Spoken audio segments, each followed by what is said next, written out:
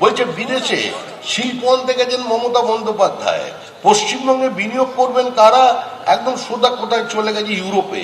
সেখান থেকে গিয়ে আমাদের ক্রিকেটার বলছেন আমি তো অনেকদিন ব্যবসা করি, আপনারা জানেন না আমি অনেক দিন ব্যবসা করি, আমার বন্ধু ব্যবসা দেখে, আমি ঘুরে ঘুরে ক্রিকেট খেলি আর ও ব্যবসা দেখতো, তাই আমি ওখানে এখন লোহার কারখানা করব। জিন্দাল্লা নেয়নি তো কি হয়েছে, আমি ওখানে তৈরি করছি। বিনিয়োগের গল্প শুনলেন, একবারও দেখতে পেলেন মুখ্যমন্ত্রী নারকোল ফাটিয়েছেন ওখানে গিয়ে, গঙ্গা জল ছিটিয়েছেন, কোথায় গেল কারখানার শিলান্যাস কেউ জানেন না। আবার ওখানে সিমেন্টের ফ্যাক্টরি হচ্ছে, কারণ কি, যে জমিটা প্রায় বিনামূল্যে সরকারের কাছ থেকে নিয়েছিলেন, সেই জমিটাকে ধরে রাখার জন্য ইস্পাত নির্মাণের পরিবর্তে সেখানে এখন সিমেন্টের কারখানা হচ্ছে। ভেবে দেখুন আপনাদের নিজেদের পরিবারের কথা, কোথায় যাবে আপনাদের ভবিষ্যতের প্রজন্ম। আর কি নেই পশ্চিমবঙ্গে, আমাদের সমুদ্র আছে, আমাদের নদী আছে, আমাদের মেধা আছে, আমাদের টাকা আছে, আমাদের টোপোগ্রাফিক্যাল অ্যাডভান্টেজ আছে, আমাদের পূর্ব ভারতের দরজা খোলা আছে, আমাদের এখানে স্কিল্ড লেবার আছে। যদি এখনই মেদিনীপুর এবং হুগলির একটা অংশের বা হাওড়ার একটি অংশের সমস্ত হীরা সেটিং এর কাজ যারা করে, পাথরের কাজ যারা করে, সোনার কাজ যারা করে, তারা যদি বলে আগামী 15 দিনের জন্য আমরা ধর্মঘট করব, তাহলে সুরাট, আহমেদাবাদ, মুম্বাইয়ের হীরের ব্যবসাদারদের মাথার উপরে বজ্রপাত হয়ে যাবে, কারখানার দরজায় তালা লেগে যাবে। এই প্রতিভা আমাদের এখানে আছে, কিন্তু আজকে পশ্চিমবঙ্গে কোনো আমরা ফ্যাক্টরি খুলতে পারছি না, পশ্চিমবঙ্গে নতুন কোনো বিনিয়োগ নেই।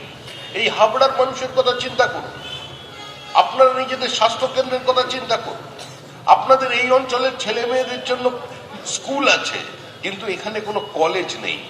এখানে একটা এত সুন্দর আপনার সীমান্ত আছে, যে সীমান্ত যেখানে থাকে সেখানকার অর্থনীতি আরো বেশি দ্রুত চাঙ্গা হয়ে ওঠে, সেখানকার অর্থনীতির পরিবর্তনটা একটা দৃশ্যমানতার মধ্যে থাকে।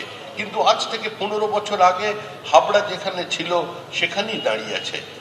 কিছু মানুষের উপার্জন হয়েছে, কিছু মানুষের চালের মিল তৈরি হয়েছে, কিছু মানুষ চাল লুট করেছেন, কিছু মানুষ মিড ডে মিলের চাল খেয়ে নিয়েছেন, কিছু মানুষ রেশনের গম খেয়ে নিয়েছেন, এও তারা শান্ত হননি। এখন তো জমি পাওয়া শুরু হয়েছে, এখন এই মিউনিসিপ্যালিটির পরিস্থিতি কি হয়েছে প্রত্যেকে জানা। এই কুমড়াতে নির্বাচন হলো, এর আগের পঞ্চায়েতের নির্বাচনের আগে একটি পঞ্চায়েত নির্বাচন হলো, আমাদের প্রার্থীরা প্রতিদ্বন্দ্বিতা করলেন, কিন্তু গণনা কেন্দ্রে তাদের ঢুকতে দেয়া হলো না। আজকে এই পরিস্থিতি তৈরি হয়েছে পশ্চিমবঙ্গের মাটিতে। পশ্চিমবঙ্গ আজকে পশ্চিম বাংলাদেশ হতে চলেছে। দায়িত্ব নিয়েছেন কে? দায়িত্ব নিয়েছেন স্বয়ং মুখ্যমন্ত্রী। আজকে মুখ্যমন্ত্রী রাজ্যের পুলিশ মন্ত্রী, তিনি তার দায়িত্বকে এড়িয়ে যেতে পারেন না। মুখ্যমন্ত্রী দাওয়াতে ইসলামের মঞ্চে দাঁড়িয়ে বলছেন, ঈদ উল ফিতরের মঞ্চে দাঁড়িয়ে বলছেন যে যদি বিজেপি যে হিন্দু ধর্মের কথা বলে, সেই হিন্দু ধর্ম হচ্ছে গন্ধা ধর্ম, অর্থাৎ আমরা যে হিন্দু ধর্মের কথা বলি সেটা গন্ধা ধর্ম। আর মুখ্যমন্ত্রী কোন হিন্দু ধর্মের কথা বলছেন? মুখ্যমন্ত্রী বলছেন ঠাকুর শ্রীরামকৃষ্ণের কথা। শ্রীরামকৃষ্ণ কি বলেছিলেন? শ্রীরামকৃষ্ণ বলেছিলেন যত মত তত পথ। শ্রীরামকৃষ্ণকে ধরে নিয়েছে তৃণমূল কংগ্রেস।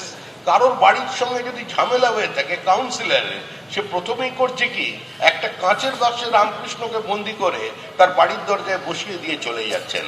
আর আপনারা এই মুহূর্তে চলে যান দক্ষিণেশ্বরে, একটু রাত করে যাবেন, কামারহাটিতে যাবেন, বড়নগরে যাবেন, একটু বেশি রাতে যাবেন, কান পেতে শুনবেন টুকরে টুকরে কাঁদছেন কেউ।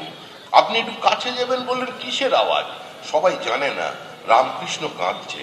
বলছেন কোথায় এসেছি, আমি কার হাতে পড়লাম, আমি বলে গেলাম যত মত তত পথের কথা। কিন্তু তৃণমূল বলছে সব মত পথ একটাই, সেটা তৃণমূলের পথ। হয় তৃণমূল করো, হয় তৃণমূলের পতাকা নাও, না হলে উত্তেজক সমর্থক হয়ে যাও। যেখানেই কেউ অন্য কথা বলবে তার উপরে পাথর বৃষ্টি করো। এবিপি আনন্দ, এগিয়ে থাকে, এগিয়ে রাখে।